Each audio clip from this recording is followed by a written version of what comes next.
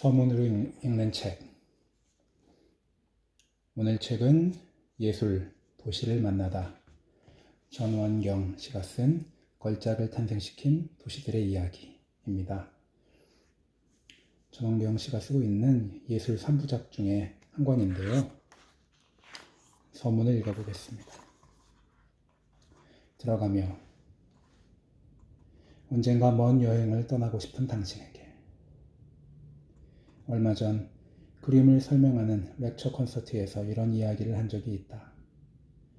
어릴 때는 선물이라고 하면 반짝거리는 보석, 멋진 옷이나 명품을 먼저 떠올렸던 것 같아요. 그러나 이제 누군가가 선물을 준다면 저는 여행이라는 선물을 받고 싶습니다. 명품의 반짝임은 그 명품이 제 것이 되는 순간부터 조금씩 빛 바래기 시작합니다. 그러나 여행의 기억은 시간이 지나도 빛 바래지 않고 오히려 더 선명하게 반짝거린다고 생각해요. 객석을 메운 관객들이 그 말에 고개를 끄덕여 주었다.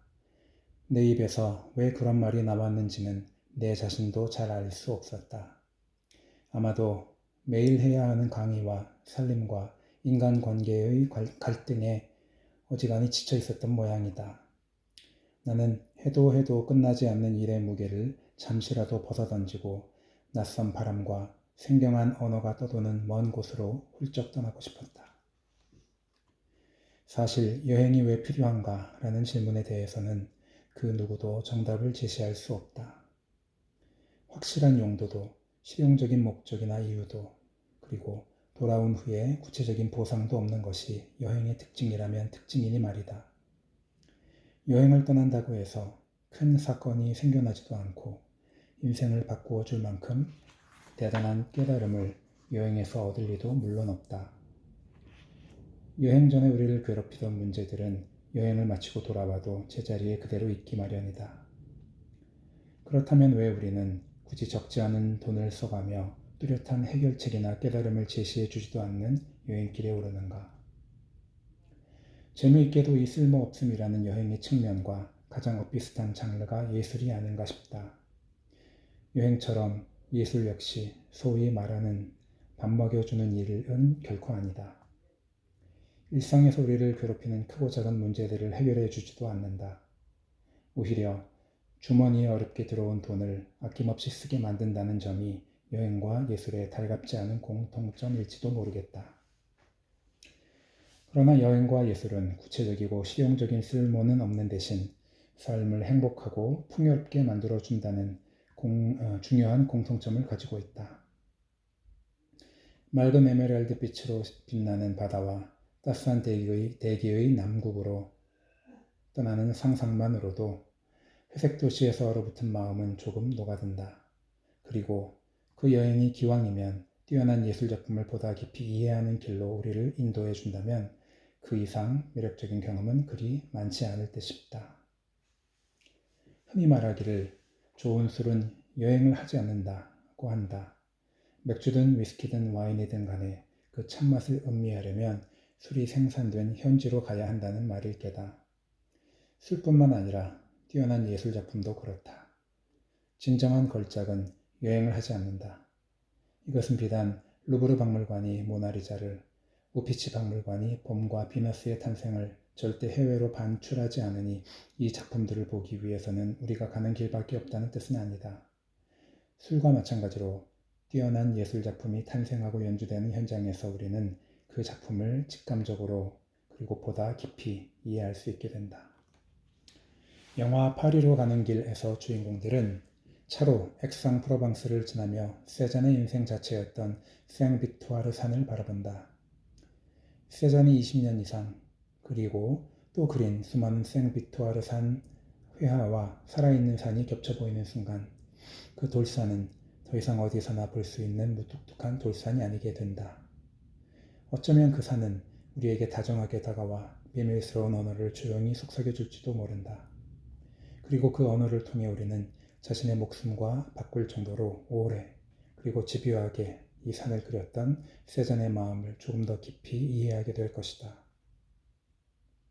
무엇이 세잔의 영혼을 그토록 뒤흔들었으며 화가가 이 산의 그림을 통해 사람들에게 무슨 말을 하고 싶었는지를 영국 시인 콜리지가 말했던 것처럼 눈이 있어도 보지 못하고 귀가 있어도 듣지 못하던 자연과 예술의 언어가 우리에게 들리기 시작한다. 아르의 평원, 지중해성 기후의 건조한 여름바람과 선명한 녹색의 사이프러스 나무들은 또 어떤가.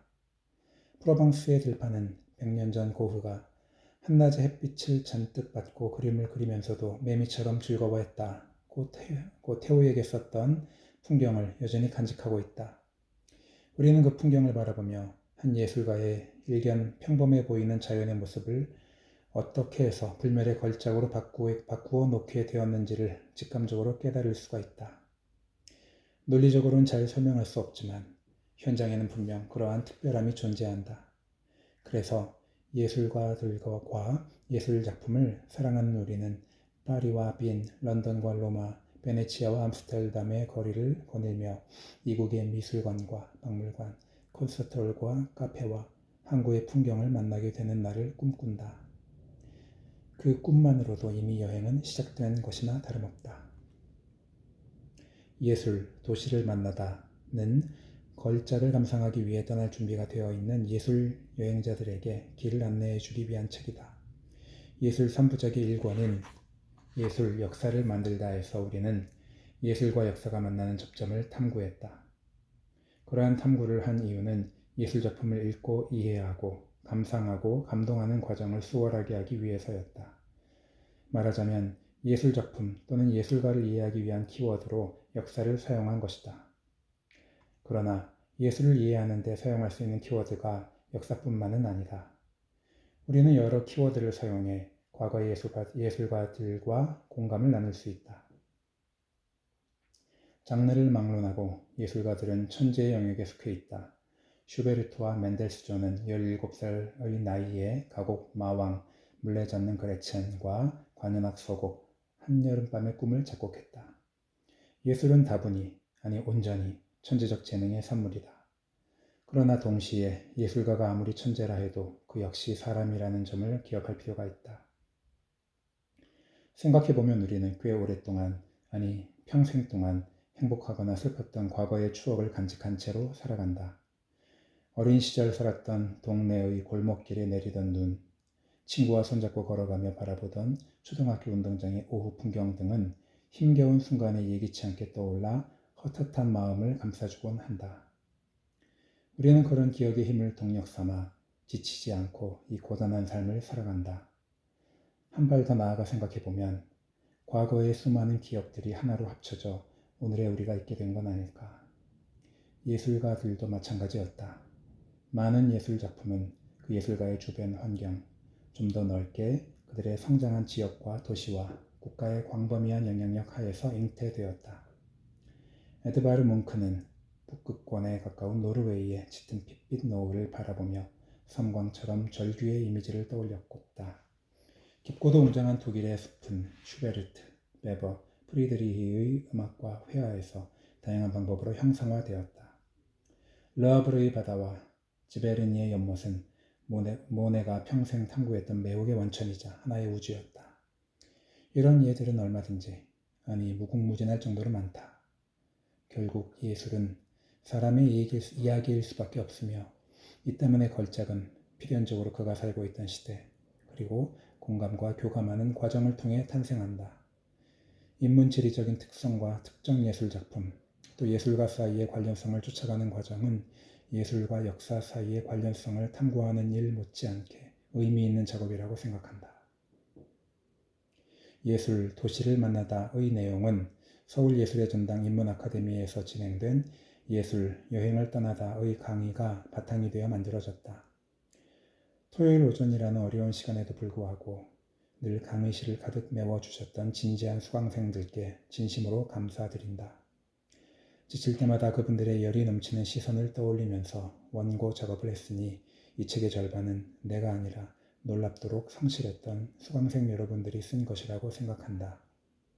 원고를 읽어보고 모자란 점들을 챙겨주신 이선영, 장동선, 김희훈 님의 친절에도 깊이 감사드린다.